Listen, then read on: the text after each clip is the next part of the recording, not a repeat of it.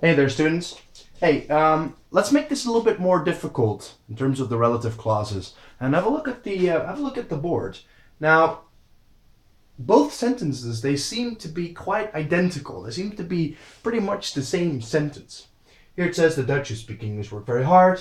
And sentence two says the Dutch who speak English they work very hard. When it comes to the intonation, the way you pronounce or read out the words, you notice the difference where it says the Dutch who speak English work very hard.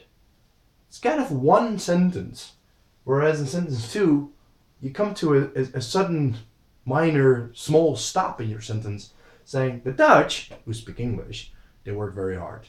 Now, I've taught you that if a sentence is in between commas or a relative clause is in between commas, that means that it is pretty much non-defining, so it doesn't really define or change the sentence. If it's not in between commas, then it does have an impact on what you're saying exactly. So let's give you a more clear explanation. So if you look at sentence number one, it says the Dutch who speak English work very hard. So what you're saying is that no, not every single Dutch person in the Netherlands works very hard. It's only the Dutch people who speak English. Okay. In sentence number two, I've taught you that you can leave out the non-defining clause. How can you tell that it's non-defining? It's because it's in between commas. You can leave this bit out. What you're saying is that the Dutch, they work very hard.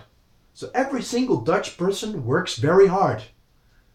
Not only do they work very hard, all of them also speak very good English. So this sentence, if you add two commas, is way more praiseworthy of the Dutch than sentence number one would be. So here, the Dutch speak English well and they work hard. And here, it's only the Dutch people that speak English that work hard because this bit defines this bit. Whereas this bit doesn't define the Dutch because they're still talking about all of them. All right. Two commas, big difference.